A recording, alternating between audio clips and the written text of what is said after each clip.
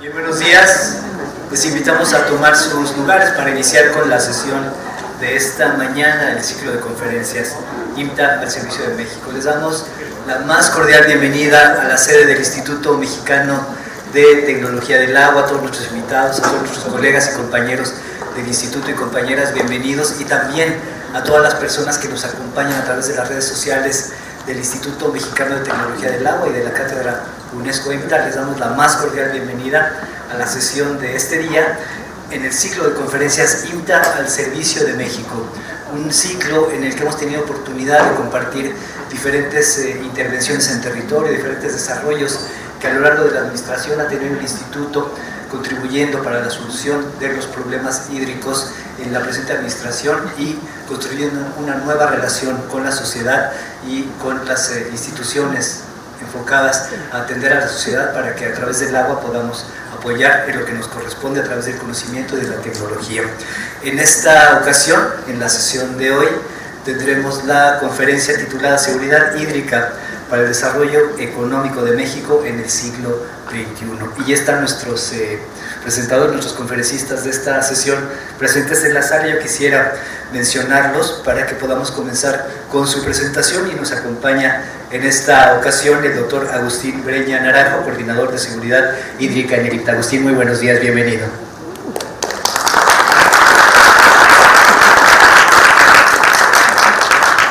También en la presentación del proyecto nos acompaña el maestro Fernando Cetina Robleda. Él es subcoordinador de Agua, Territorio y Asuntos Transfronterizos en el Instituto Mexicano de Tecnología del Agua.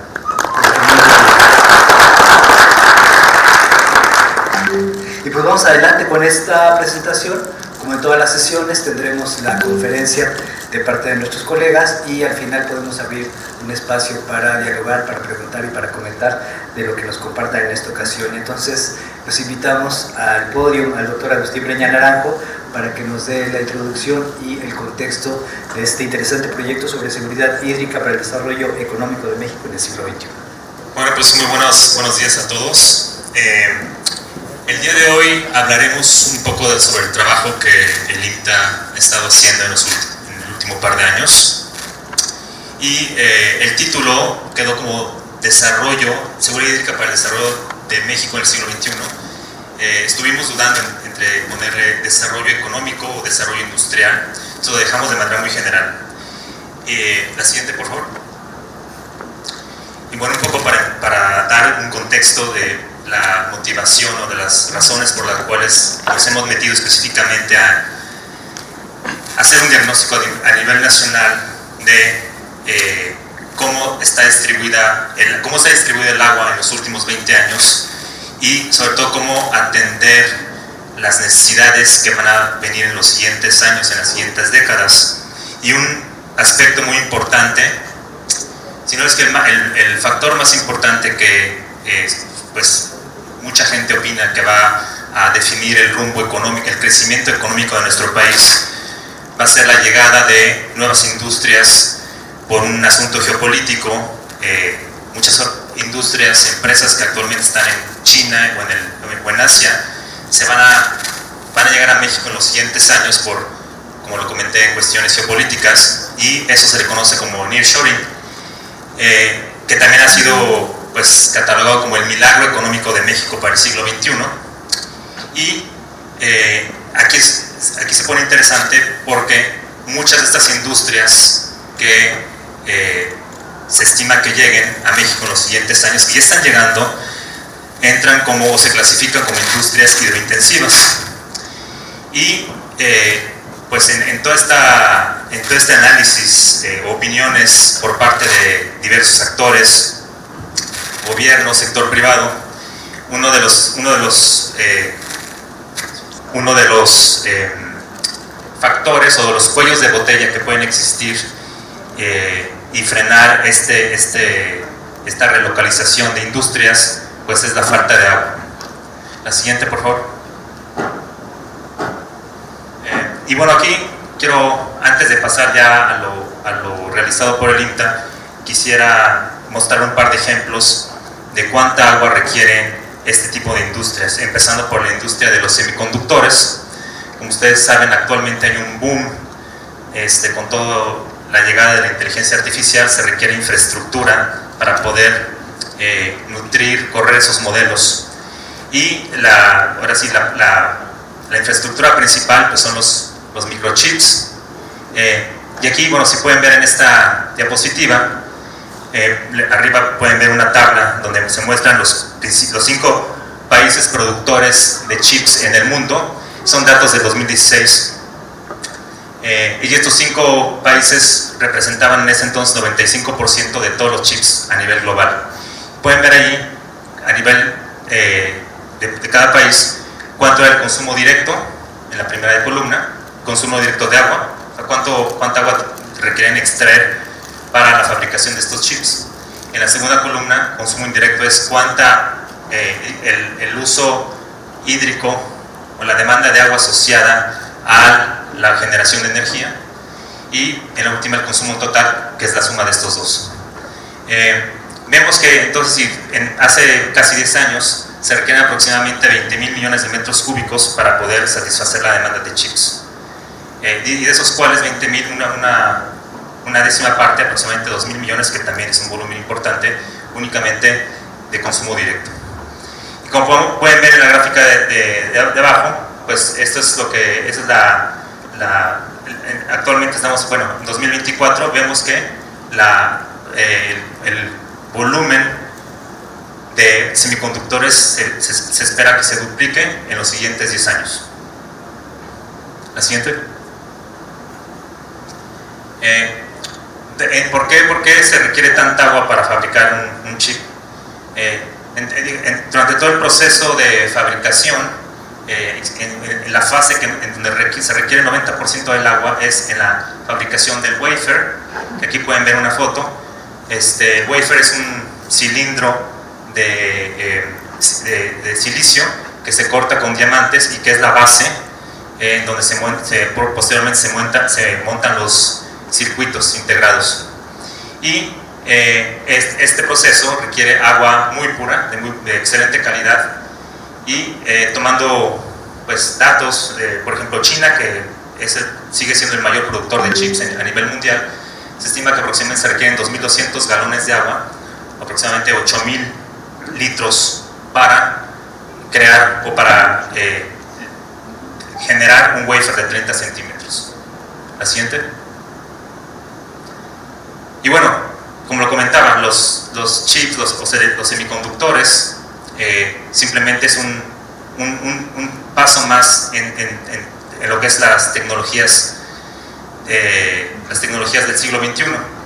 Con estos semiconductores, pues se corren estos modelos de inteligencia artificial. El más conocido es el ChatGPT-3, y que estos solamente se corren en servidores, en centros de datos.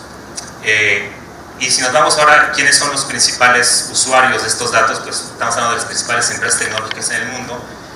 Para darse una idea, en 2022 las 3 principales empresas que cuentan con este tipo de servidores, que es Google, Microsoft y Meta, lo que antes era Facebook, consumieron estos 3 aproximadamente 2.200 millones de metros cúbicos. Y desde entonces se estima que la demanda hídrica ha estado creciendo entre un 20 y 30% cada año. Y digamos, si queremos tener una idea de la huella hídrica de la inteligencia artificial, pues ya ha habido unas estimaciones. Aproximadamente se requiere 1 litro de agua por cada 20 a 30 respuestas que uno le pregunta a la inteligencia artificial. En México, el servidor de Microsoft, que es uno de los principales inversionistas en OpenAI, que es el creador de ChatGPT-3, se estima aproximadamente 21 respuestas en los servidores que están en el Bajío de México. O sea, 21 respuestas requieren 1 litro de agua. Y estima que para 2027, en 3 años, este volumen va a crecer de 2.200 hasta entre 4.000 a 6.000 millones de metros cúbicos al año, esto es aproximadamente 5 veces el uso consultivo de agua en pequeños países como Dinamarca. La siguiente.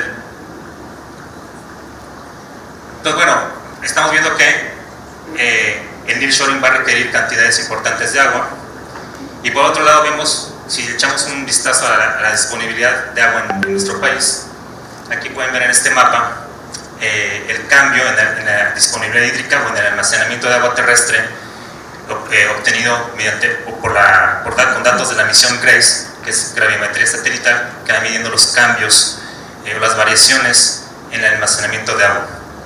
Entonces vemos que las principales industrias, ya lo comentamos, son los semiconductores, también van a ser los vehículos,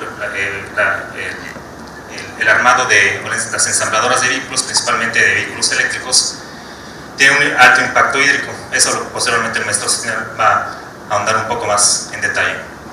Entonces vemos aquí que todo lo que a nivel nacional todo se encuentra en rojo. Todo lo que es rojo significa que ha habido un cambio negativo de 2002 hasta 2022. Y aquí pueden ver cuáles está aplicando en la serie de tiempo tendencias, pruebas estadísticas. Vemos que la región 2, 3, lo que es Sonora, el río Bravo, cuencas centrales del norte, ¿qué más? Sinaloa, y también lo que es la cuenca del Valle de México y el Golfo Norte han tenido cambios negativos significativos. La única excepción aquí es la península de Yucatán, donde vemos que ha habido un incremento de agua en estos 20 años. ¿La siguiente? Eso es lo mismo, pero solo en serie de tiempo. A nivel nacional vemos la línea roja es la línea azul es la precipitación, cómo se comporta la precipitación, la línea verde la evapotranspiración y la línea roja el almacenamiento hídrico. Vemos que a partir de 2018 empezó a haber una caída pronunciada y que esta se ha mantenido, se estabilizó en los últimos 2 años. La siguiente. Y bueno, eso es lo mismo, pero ya los mapas, pero y series de tiempo, pero a nivel regional. Aquí pueden ver cómo se ha comportado el balance hídrico para las regiones 1, 2 y 3. Península Baja California no ha habido ningún cambio significativo. Pacífico Norte, que es Sonora, vemos que igualmente ahí de manera igual en 2017 hubo una caída, se recuperó ligeramente. Esa es la región 2, Sonora, es esta de aquí abajo. Vemos que hubo una primera caída en 2011, luego se mantuvo estable y posteriormente en 2019 hubo otra caída más pronunciada. Entonces esta región se encuentra en niveles de disponibilidad mínimos históricos. Y la de Pacífico Norte, que esa se ha mantenido, ha habido una caída también, pero se ha mantenido relativamente, la caída no ha sido tan pronunciada como en el caso del noreste. La siguiente. Luego vemos Balsas y Pacífico Sur, se han mantenido estables. Cuencas centrales del norte, también una primera caída en 2011, se recuperó y luego otra más pronunciada en 2019. Y luego viene el río Bravo. La cuenca del río es probablemente la región que más, con el mayor déficit hídrico. En el 2011 le pegó, 2012 la sequía del milenio, que le pegó también muy fuerte al sur de Estados Unidos. Luego se mantuvo estable y actualmente, igual nuevamente hubo una caída muy pronunciada. La siguiente. Y luego vemos las otras regiones. El Lerma Santiago Pacífico se ha mantenido relativamente estable, Golfo Centro, Frontera Sur, Península de Yucatán, como ya vimos, ha habido un incremento. Y finalmente lo que es la región 9 y 13, que es Golfo Norte y Valle de México, ahí se combinaron en una región. Y vemos aquí que igual 2017 empezó a haber una caída y actualmente se encuentra esa región en mínimos históricos. La siguiente. Bueno, ahora la pregunta, ya vimos que ha habido una caída, la pregunta es ¿cuáles son las razones?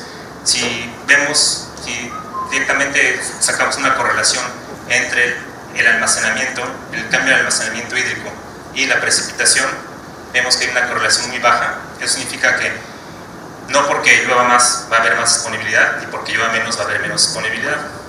Y del lado derecho aquí pueden ver lo mismo, pero para la evapotranspiración. Aquí hay un poco menos de dispersión, pero también la R cuadrada es bastante baja.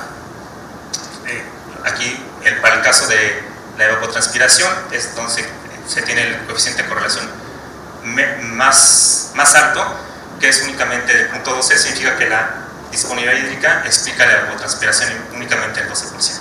La siguiente.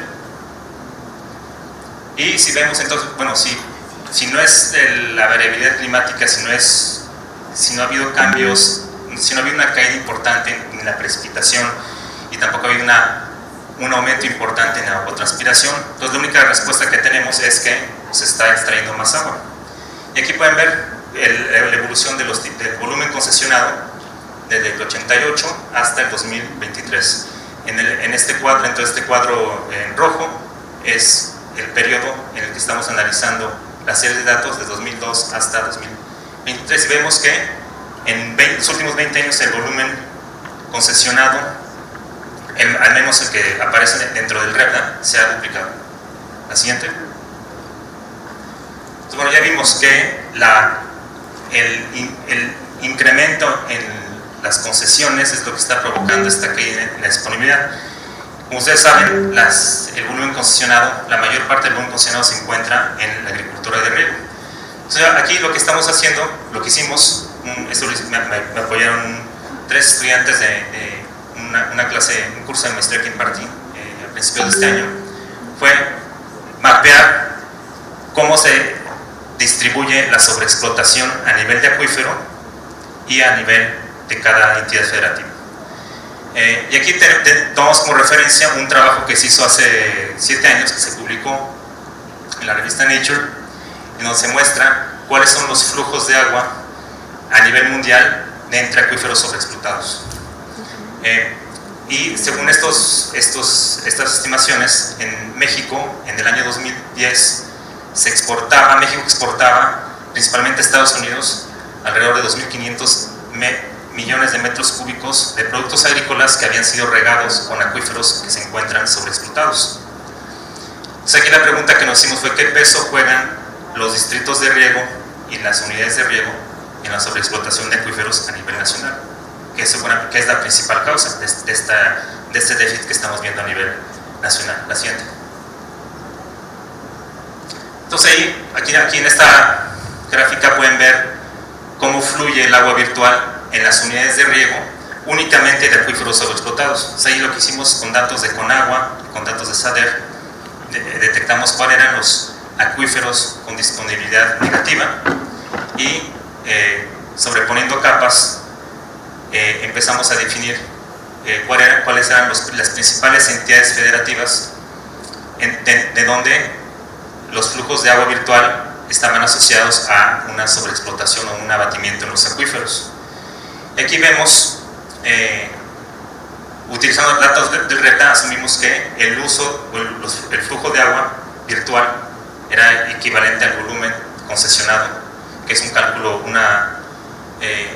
estamos asumiendo de manera bastante conservativa, porque muy probablemente existen otros usos que están fuera del REPDA. Y lo que aquí vemos es que a nivel nacional, Chihuahua, Guanajuato y Zacatecas son las entidades de donde se saca más agua de acuíferos con abatimiento. Y aquí pueden ver los números: 500, 430 y 370 millones de metros cúbicos al año. Estamos hablando aquí para el año 2013. Vemos que casi aquí prácticamente 99% del agua que se extrae de acuíferos explotados en distritos de riego para la producción de alimentos se consume a nivel nacional. Únicamente 5 millones de metros cúbicos se exportan, y estos 5 millones provienen del riego de superficies de riego en Baja California. La siguiente. La previa entonces fue unidades de riego. Aquí estamos viendo distritos de riego, y aquí vemos que igual nuevamente Guanajuato, Baja California y Chihuahua son los estados que exportan más agua a nivel nacional, mientras que lo que es exportación a otros países, en el 2013 no se detectó ningún flujo de agua virtual. La siguiente. A la hora que comparamos entonces aquí unidades de riego, estamos hablando de un volumen de 3.010 millones de metros cúbicos, y de distritos de riego únicamente poco más de la mitad, 1.700. A la hora que combinamos esto, estamos hablando que entonces el volumen de agua que se sobreexplotó en el año 2013 ascendió a casi 5.000 millones de metros cúbicos, y de eso únicamente 5 millones fue para exportación. La siguiente. Ahora, ¿cómo a nivel, ya vimos por entidad federativa, ahora vemos los acuíferos? ¿Cuáles son los acuíferos más sobreexplotados en unidades de riego y en distritos de riego? Aquí pueden ver a cuánto asciende su volumen, ¿no? Vemos que en unidades de riego están principalmente acuíferos en Chihuahua, como lo es Cuauhtémoc, como lo es Chupaderos, Los Juncos, y también en el Bajío, el Valle de León, el Valle de Toluca, bueno, más al sur, ¿no? Y en distritos de riego vemos que el acuífero con mayor sobreexplotación, que produce productos agrícolas, es el acuífero del Valle de Mexicali, y luego algunos Irapuato, que está en Guanajuato, Mioqui Delicias en Chihuahua, y así. La siguiente. Ahora que sumamos unidades de riego, volúmenes de unidades de riego con distritos de riego, esto es lo que nos da. Entonces vemos que obviamente está primero Mexicali, luego Chihuahua, Guanajuato, Chihuahua nuevamente, Guanajuato, Guanajuato otra vez, la región lagunera, Guanajuato. La siguiente. Y aquí lo interesante, entonces, esta misma gráfica, pero ya no a nivel de acuíferos, a nivel de entidad federativa, vemos que entonces Guanajuato y Chihuahua, y seguido por Baja California, son las entidades más afectadas por la sobreexplotación por la actividad de riego. Y si recuerdan, y nuevamente regresamos al mapa del abatimiento o de la caída de la disponibilidad hídrica, donde se encuentran los valores más negativos, donde se encuentran los colores en rojo más fuertes, justamente en Chihuahua y en la región del Bajío. Entonces aquí estamos viendo que una coincidencia entre datos independientes de la NASA de gravimetría satelital con datos de volúmenes de concesión. La siguiente. En este mapa aquí pueden ver, ya vimos entonces en dónde está ocurriendo la sobreexplotación asociada a el mal uso, el uso ineficiente en superficies de riego que se abastecen de acuíferos. Ahora vamos a ver cuáles son los cultivos que están provocando este abatimiento. Aquí tomamos los principales estados en donde, que ya mencionamos, que es Chihuahua, que es Guanajuato, que es Zacatecas, Baja California y Zacatecas y Aguascalientes. Vemos aquí en cada acuífero los principales cultivos, y aquí en este recuadro en rojo podemos ver cuáles son los principales cultivos que están asociados a esta sobreexplotación. Vemos que en Baja California es el trigo, la alfalfa, Chihuahua la alfalfa, maíz, Aguascalientes maíz forrajero, alfalfa, Guanajuato alfalfa, sorgo, Zacatecas alfalfa y avena forrajera. ¿Se dan cuenta? Más del 80% de estos cultivos se destinan para la agricultura animal, para la engorda de ganado. La siguiente. Y esto es lo mismo, pero ya no a nivel de estatal, sino a nivel de acuífero. ¿Cuáles son los acuíferos entonces más sobreexplotados? El de Cuauhtémoc, Mioqui Delicias, Irapuato, Valle de León. Y nuevamente aquí vemos que los principales cultivos también son alimento para ganado. La siguiente. Y siguiendo en este análisis para el 2013, aquí obtuvimos la huella hídrica, que obviamente es huella hídrica azul, y azul pero de no renovable, para todos los acuíferos sobreexplotados. Y vemos que ahí existe un rango muy grande, ¿no? Hay acuíferos como por ejemplo el de acuífero de Ensenada, en donde la huella hídrica está por arriba de los 5.000 metros cúbicos para producir una tonelada, y a otros que están por una huella hídrica por debajo, alrededor de 500 metros cúbicos por tonelada. La siguiente. Y luego algo también muy importante, que eso veremos al final, la productividad hídrica económica, que es cuánto valor me genera un metro cúbico de agua de un acuífero que está siendo sobreexplotado. Y aquí lo vemos por entidad federativa. Aquí pueden ver los valores que van desde 3 pesos por metro cúbico para el Estado de México hasta 30 pesos por metro cúbico para el Estado de Baja California. O sea, aquí estamos viendo de cierta manera el precio o lo que es el valor económico que se extrae acabándose degradando y sobreexplotando un acuífero. La siguiente. Ahora repetimos este mismo ejercicio, pero ya no para el 2003 sino para el 2022, y aquí vemos cuánto nos está. Para no repetir todas las mismas diapositivas, únicamente vamos a presentar las más importantes. Aquí nuevamente vemos el volumen de agua de acuíferos sobreexplotados de unidades de riego, que es de 3.815 millones, y el de distritos de riego, que es la mitad aproximadamente, poco menos de 2.000 millones. Y aquí lo interesante es que aquí estamos viendo que ya empieza la exportación de agua virtual no sustentable y aparece. Estamos hablando ya en unidades de riego de 112 millones y en distritos de riego de 100 millones. A pesar de eso, únicamente la suma de estos dos representa únicamente 4% del agua de acuíferos sobreexplotados para exportación a otros países. La siguiente. Ahora, si comparamos 2013 con 2022, la suma de unidades de riego y distritos de riego, vemos que esta cifra subió, hubo un incremento en el volumen sobreexplotado de 4.700 millones a 5.800. Es un incremento de 17% a nivel nacional. Y aquí lo interesante es qué pasa con la exportación. En 2013 únicamente 5 millones de metros cúbicos se exportaban a otro país y en 2022 se subió a 220. Estamos hablando de un incremento por arriba de 4.000, más del 4.000%. La siguiente.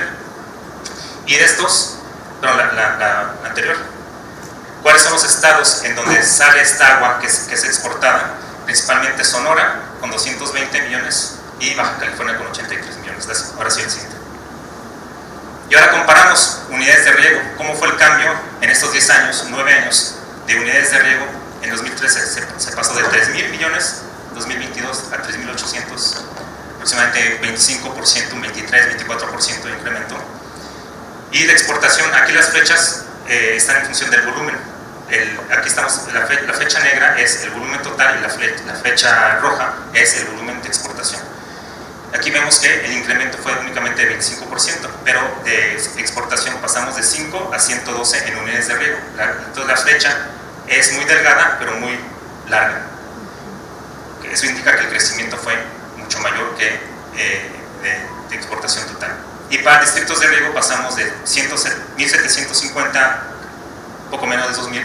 El incremento no fue tan importante, pero ahí sí, en exportación se pasó de 0 millones a 108 millones. La siguiente.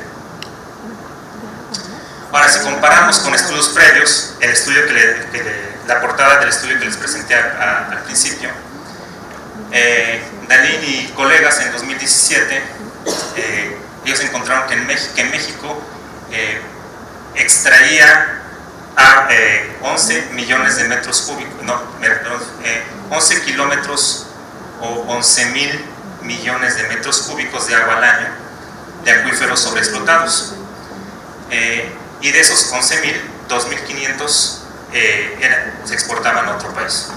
Nuestras estimaciones van de 4.8 kilómetros cúbicos en el 2013 a 5.8. Estamos hablando entonces de una subestimación del 50% si consideramos que estos datos son correctos, y más del 1.000% en exportación de agua virtual. Obviamente aquí hay diferencias, ¿no? Por un lado, nuestros valores, los valores que obtuvimos, se obtuvieron de volúmenes concesionados. Como ustedes saben, las concesiones en México rara vez se miden. No se sabe si está usando el 100% del volumen concesionado, o el 90, el 80 o el 150%.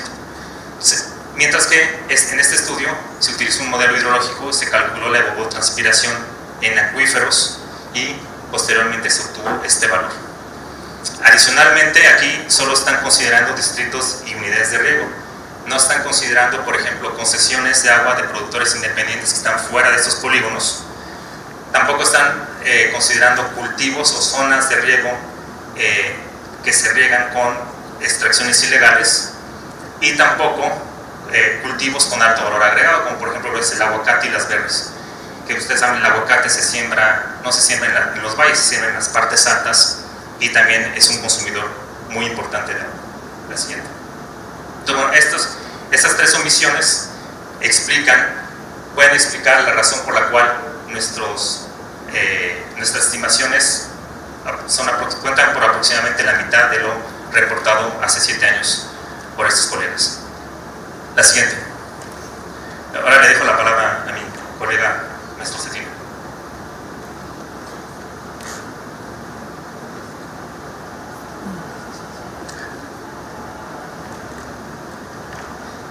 Buen día, muchas gracias. Continuando con la presentación, el doctor Breña nos acaba de presentar el contexto, tanto nacional como a nivel global, en el cual nuestro país se encuentra ubicado en este momento en términos de desarrollo económico y el agua. Durante la presentación se ha hablado mucho de disponibilidad y justamente en esta lámina tratamos de explicar cómo actualmente, con el marco normativo que se tiene en nuestro país, podemos entender cuál es la disposición del agua en cuencas y acuíferos de México. Cuando hablamos de disponibilidad, incluso en el título de nuestra presentación tenemos que estamos hablando de la seguridad hídrica en el siglo XXI. Y la seguridad hídrica habla de la disponibilidad, expone que se debe contar con disponibilidad de agua en cantidad y calidad para la salud de los sistemas y de las personas, para el desarrollo social y el desarrollo económico, aceptando niveles de riesgo que nos permitan tener nuestro día a día. Ese es el concepto general de seguridad hídrica, que es el tema que justamente estamos presentando el día de hoy. Sin embargo, cuando nos vamos a la Ley Nacional de Aguas, cuando vemos el tema de disponibilidad, ellos lo definen como la cantidad de agua que puede existir en una región delimitada. Es por eso que en el Diario Oficial de la Federación se presenta cómo está la situación del agua para acuíferos y cuencas, que es lo que presentamos en los mapas que se tienen en la presentación en este momento. Si se fijan, solamente toman el concepto de cantidad y utilizan la ecuación de conservación de masa, que la podemos definir en entradas y salidas, y con eso, con las restas y sumas que nos pueden dar todas las variables que se involucran en el ciclo hidrológico, saber si el agua que se nos oferta en una cuenca o en un acuífero es suficiente para poder llevar a cabo las actividades que se tienen registradas también en las diferentes actividades que el ser humano puede tener en su día a día. Entonces, con este balance de lo que entra y de lo que se usa, que también el doctor Breña ya lo explicó justamente en la parte de sobreexplotación y en la parte de las variables climáticas, podemos saber en qué sitios de nuestro país tenemos ya sea disponibilidad de agua en un año, o sea, la oferta supera a lo que se está extrayendo en los sitios, o déficit, es decir, menos agua de la que te oferta el sistema, te oferta el ciclo hidrológico para desarrollar actividades. Y eso es lo que nuestro marco normativo mexicano nos permite entender en este momento. Entonces, ahí tenemos un tema, la cantidad, y también tenemos otro, cuáles son los valores que debemos utilizar para darle la caracterización a cada una de las variables del ciclo hidrológico. Y eso, la Ley de Aguas Nacionales le da la atribución a la Comisión Nacional del Agua para que ellos emitan, al menos cada 3 años, los mapas de disponibilidad a través del Diario Oficial de la Federación, en el cual nos dicen, ok, aquí están todas las variables, estos son los valores que la autoridad tiene medidas, y con eso podemos decir si hay disponibilidad anual, sí o no. Bueno, otro tema muy interesante es que para el desarrollo económico uno necesita agua. Ya lo expuso también el doctor Breña. ¿Cuáles son las actividades y cuáles son las cantidades de agua que se necesitan? Ahora, con estos mapas, si tú llegas a un sitio en donde te encuentras en rojo y solicitas agua, la autoridad te dice, no tenemos agua disponible en esta zona para darte y por tanto no te podemos dar la concesión. Eso puede generar varios problemas. Uno de ellos es la irregularidad. Hay cosas para las que se necesita el agua y las personas, ya sea por omisión, por falta de conocimiento de la ley o porque no existe la aprobación por parte de un permiso para desarrollar tu actividad económica, dice, pues yo necesito el agua. Y acaba obteniéndola de fuentes a través de obras irregulares, es decir, que no están registradas oficialmente, y eso también puede llevar a aumentar la sobreexplotación. Ese es uno de los casos. Entonces, ¿qué estrategias de solución podemos nosotros aportar para que el desarrollo económico pueda continuar y, como dice la definición de seguridad hídrica, tengamos niveles aceptables de riesgo? Entonces, tenemos que evaluar el riesgo hídrico. Eso es lo primero que tenemos que hacer. Y plantear qué debemos hacer para mitigar o también para evitar que estos problemas crezcan, basados en ciencia y en el interés público. Ese sería el enfoque que tenemos que darle en el siglo XXI para dar atención a estos problemas. La siguiente, por favor. En ese sentido, en el instituto, junto con la guía del doctor Breña, hemos evaluado diferentes herramientas que nos permitan monitorear o entender cómo en el contexto global la gente evalúa cuál es el nivel de riesgo para el agua. Uno de esos ejemplos es el Water Watch, que presenta un índice de impacto hídrico. Este índice de impacto hídrico es presentado por el CDP, cuya frase o eslogan principal es divulgación, información y acción. Y es una herramienta que ha clasificado en más de 200 actividades industriales, en 13 sectores de la industria, cuál puede ser el potencial de cada una de las actividades económicas hacia el agua en términos de cantidad y calidad. Entonces, este análisis lo que hace es evaluar en 3 momentos del uso del agua cómo puede ser la afectación al recurso hídrico en cantidad y calidad, dependiendo de las operaciones directas de las empresas, o sea, la maquila que está ocurriendo en el territorio en ese momento, la cadena de suministro para que haya llegado todos los elementos que se necesitan en la maquila, y esos productos, cuál fue el impacto del agua que tuvieron hasta el punto en el cual se van a desarrollar los productos, y luego cómo ese producto puede impactar por el uso del agua del mismo producto. Entonces, juntando estos 3 factores, ellos han desarrollado una clasificación que es evaluada de 0 a 4, perdón, de 0 a 3, son 4 valores, y nos puede decir si para la cantidad y calidad puede que no haya un daño a los recursos de agua dulce, un daño menor, un daño significativo o un daño mayor. Y como se evalúa para 3 rubros, el máximo valor que se puede tener, considerando también que se hace para cantidad y para calidad, es de hasta 18 puntos. Con esto ya tienen una clasificación, agrupan si tu actividad económica, si una industria específica tiene un alto daño al agua, tanto en cantidad y calidad, durante su operación, durante la cadena de suministro y durante el uso del producto, es en el momento en el que tú puedes llegar a al máximo valor, que es 18, y por tanto para esa actividad económica tienes un impacto crítico. Ahora, si por el contrario, tu actividad industrial o tu actividad económica no tiene un daño en ninguno de esos 3 momentos, ni para la calidad ni para la cantidad, te quedas en valores bajos, y entonces se clasifica de que tiene un impacto bajo para la actividad que se está teniendo o se pretende tener en un sitio dado. La siguiente, por favor.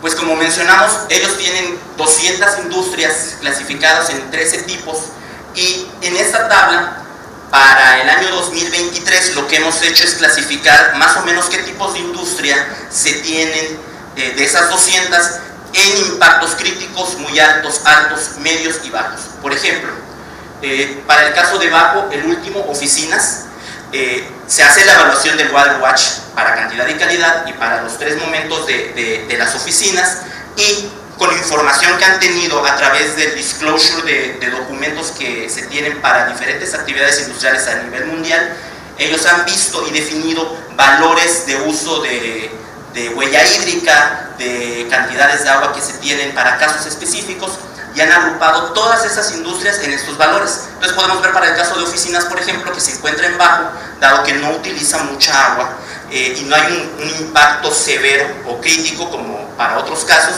en el uso del agua. Sin embargo, si nos vamos al crítico, por ejemplo, la extracción de petróleo y gas, la minería, la manufactura de vehículos, esos sí agrupa el Water Watch, que tanto para la cadena de suministro, para la maquila en el sitio y también para el uso posterior que el producto va a requerir de agua, pues esas 3 industrias generan valores hídricos críticos de impacto al agua, según datos de 2023 del CDP.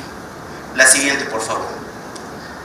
Ahora, teniendo en cuenta esto, que ya mostramos que es la disponibilidad de agua en México, la seguridad hídrica y cuáles son las industrias que pueden tener impactos mayores o menores al agua en términos de cantidad y calidad, desarrollamos en este sexenio un índice que llamamos Índice de Sustentabilidad Hídrica, que es por sus siglas ISH.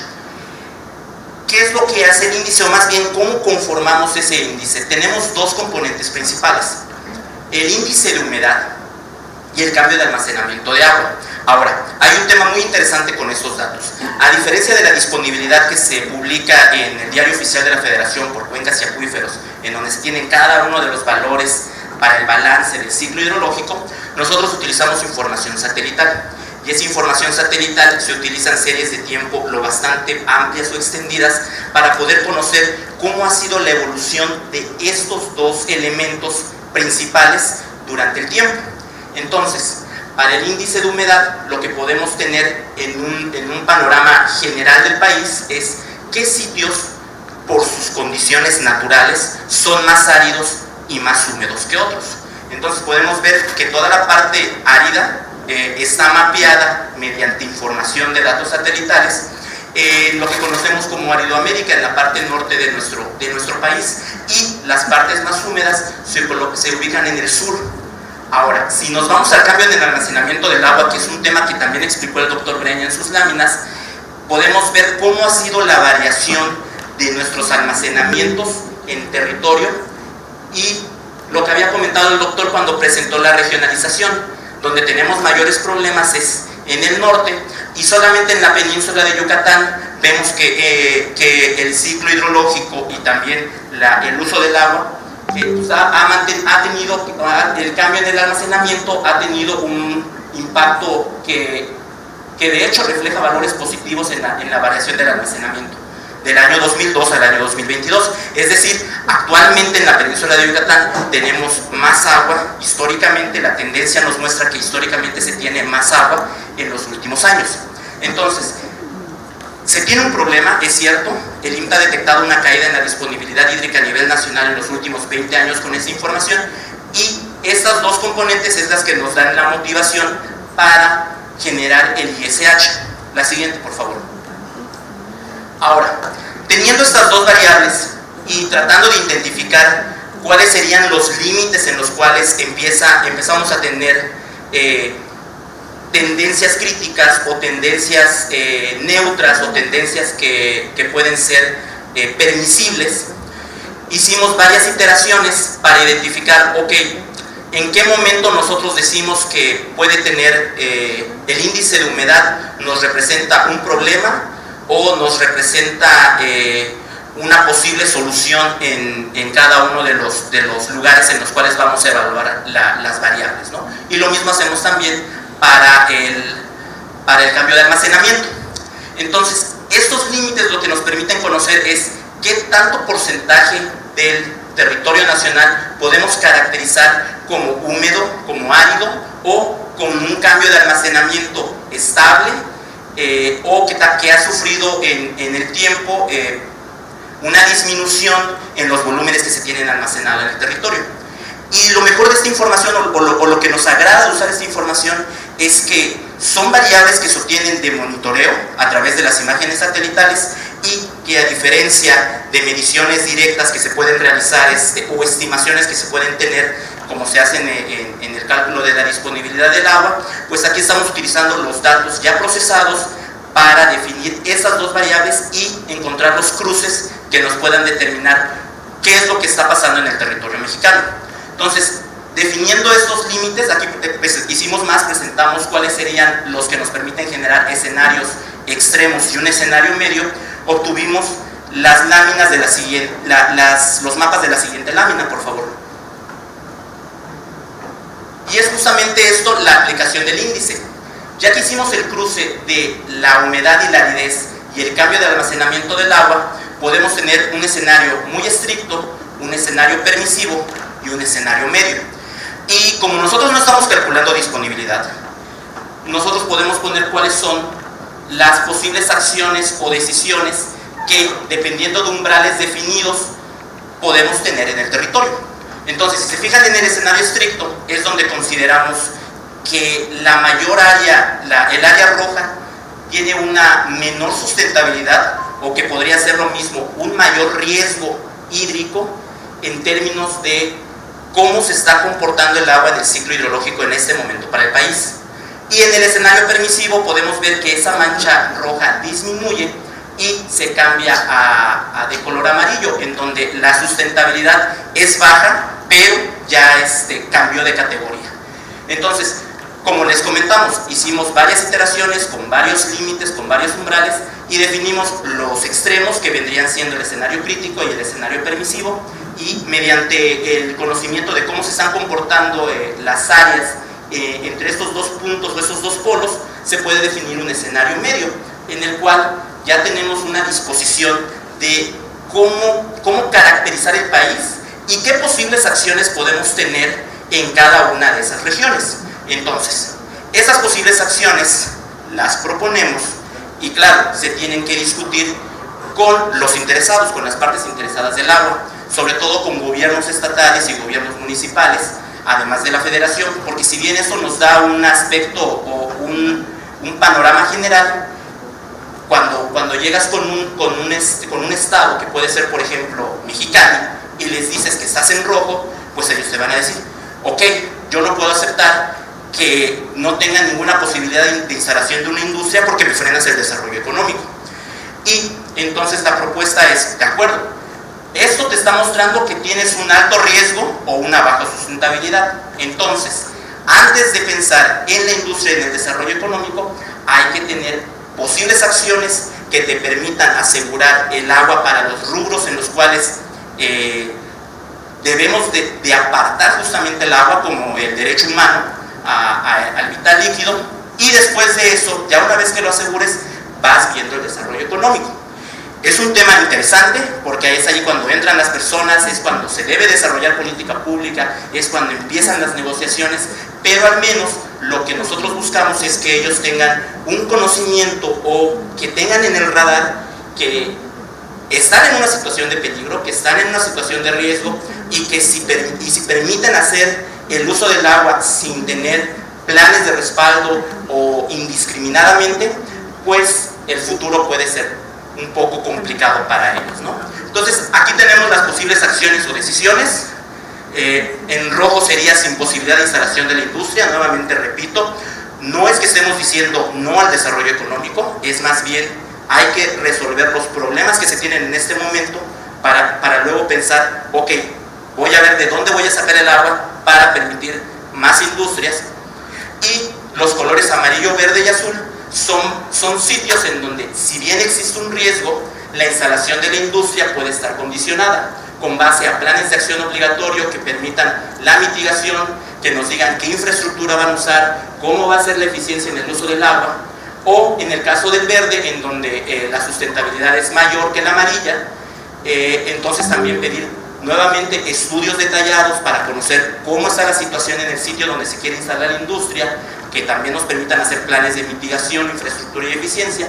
Y en el caso de los azules, así como el caso de los rojos, podemos poner que existe una posibilidad de instalación de la industria.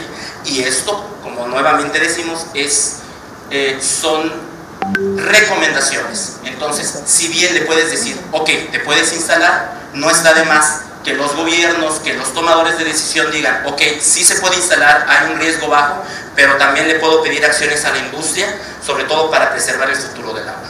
Entonces, eso es lo que a través de estos mapas y la generación del índice que se ha hecho en el instituto, pues podemos tener como un plan de desarrollo que esté enfocado en conocer el riesgo que se va a tener sobre el agua para la seguridad hídrica de nuestro país. La siguiente, por favor.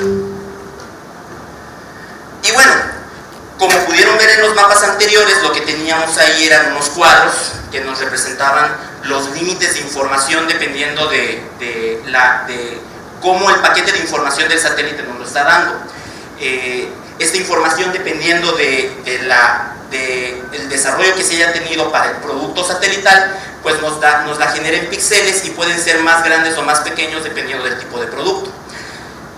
¿Qué es lo que hacemos aquí? Aquí hacemos un planteamiento en donde podamos ligar cada uno de estos píxeles que estamos viendo sobre el territorio a las regiones hidrológicas, tanto para cuencas y acuíferos, y entonces conocer, ok, si en el marco normativo actual nosotros tenemos definidas cuáles son las cuencas y los acuíferos, podemos asignar cuáles son esas cuencas y acuíferos que están en riesgo hídrico. Y generamos estos mapas, en los cuales pues ya pueden ver cómo existe un contorno más definido sobre los límites en los cuales están las unidades administrativas del agua en México. Y nuevamente presentamos las posibles acciones o decisiones. Y este es un ejemplo. porque la información satelital lo que nos permite es conocer cómo está el panorama general en el territorio y nosotros podemos adecuar esa información a cuencas, a acuíferos, a municipios, a ciudades o a puntos específicos. Y eso nos da un mayor rango de con quién voy a hablar, con quién me tengo que dirigir, con la federación, con un estado, con un municipio, con un industrial, y a través de quién es mi interlocutor, yo definir, ok, la información te la voy a presentar como un panorama general, como un panorama estatal, como un panorama municipal, como un panorama a nivel de cuenca o acuífero. Entonces, eso es lo valioso de este trabajo, que con información que nos están dando los satélites, nosotros podemos generar ese tipo de productos y luego adecuarlo a las necesidades de la gente, de los usuarios del agua, que son distintas dependiendo de la posición o el sitio en el que ellos estén actuando. La siguiente, por favor. Y aquí también presentamos otro ejemplo interesante. ¿Cómo están distribuidos los distritos de riego a través del ISH? Entonces, lo que podemos ver aquí en este mapa es que tenemos nuestro producto generado a través de la evaluación del índice de humedad y del cambio del almacenamiento del agua en el país, y en dónde están ubicados los distritos de riego.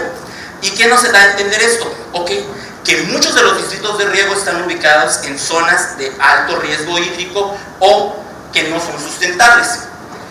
44 distritos de riego se encuentran en zonas no sustentables y 31 distritos de riego se encuentran en zonas con baja sustentabilidad.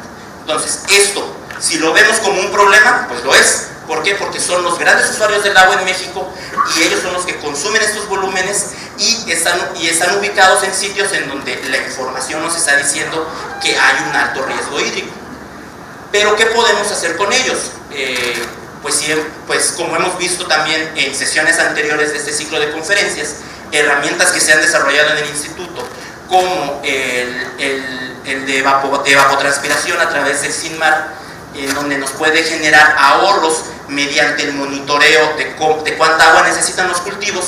Entonces podemos trasladar estos ahorros a los distritos de riego y a las regiones hidrológicas o a los estados para saber cuáles pueden tener ahorros potenciales y con ello disminuir el riesgo hídrico.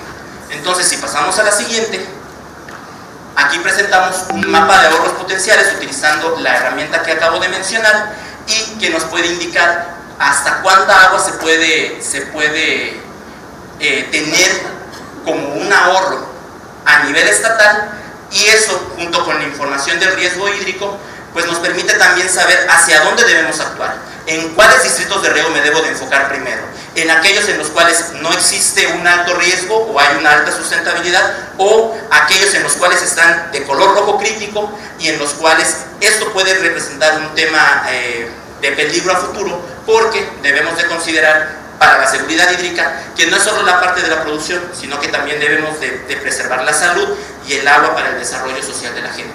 Y eso nos permitirá reducir el número de conflictos sociohídricos, fomentar de manera con más conciencia el desarrollo económico, hacia dónde orientarlo y en los casos específicos qué es lo que debemos de hacer en puntos del territorio como municipios y localidades para que no tengan mayores condiciones de peligro a futuro en las actividades que los gobiernos quieran tener en cada una de sus demarcaciones territoriales.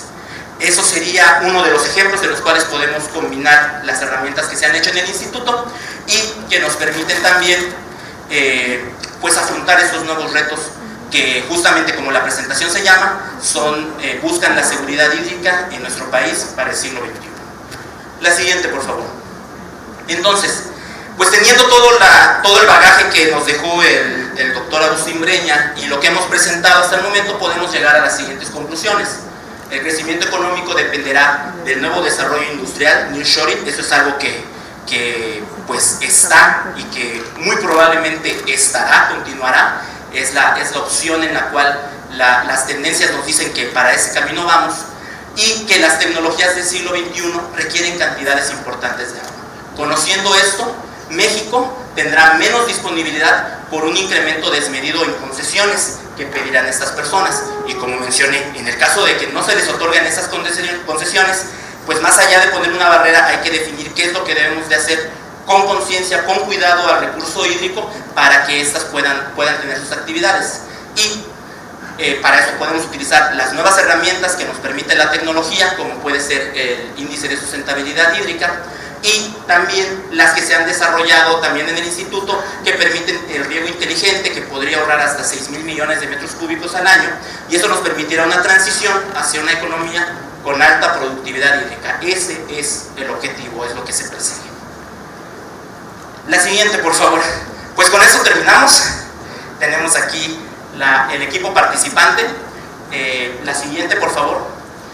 En los participantes, pues en esta ocasión tenemos un añadido muy especial, que lo comentó el doctor Breña. Muchos de esos resultados se generaron a través de sus estudiantes, a través de las clases que él entregó durante este curso, durante otros cursos, en el tiempo que he estado aquí en el instituto, y pues nos es un grato honor también considerarlos como parte de esos resultados, como parte de la información que el IMTA genera día a día para el bien, para el servicio de México.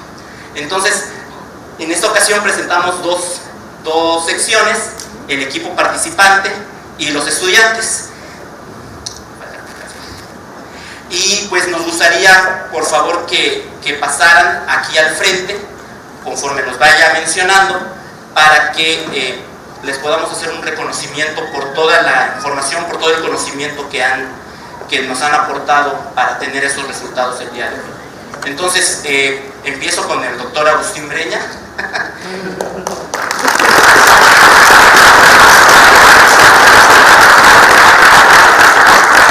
El maestro Marco López, que también fue profesor adjunto de este semestre.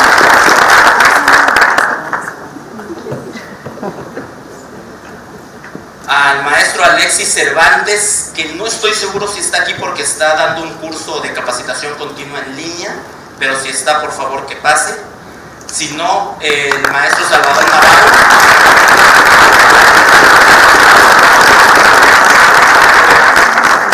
Ahí viene. El maestro José Alberto Báez.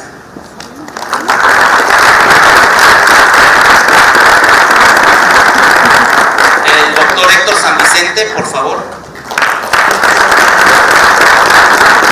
Que también a él me gustaría pedirle un segundo aplauso, porque hoy es el último día. A partir del 1 de septiembre se separa del instituto por medio de jubilación, y este último año lo hemos utilizado muchísimo para sacar estos resultados.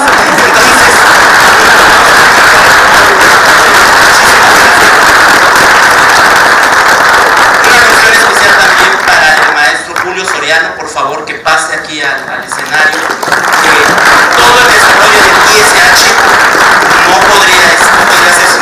Muchísimas gracias, Julio.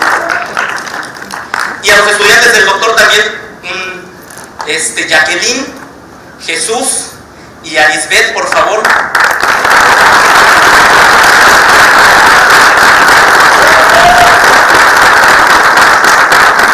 Porque también de eso se trata el IMTA, de la formación de capacidades, las nuevas generaciones que enfrentarán estos retos. Muchas gracias.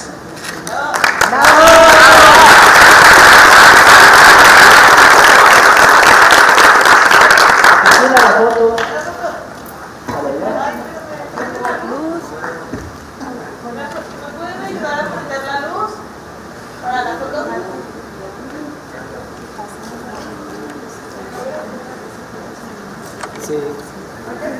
Y ponemos la primera diapo, la del título. A ver, El fondo. espera cambiarlo allá. Ahí está.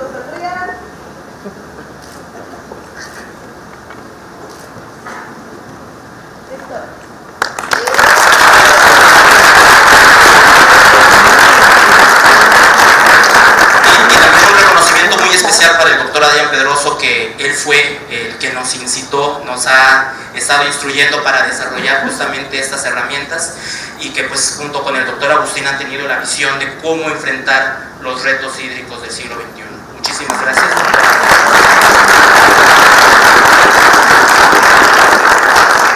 Y también Esta herramienta de planeación hídrica del ISH fue una instrucción que nos dio el doctor Pedroso, que venía más arriba del presidente de la República. Entonces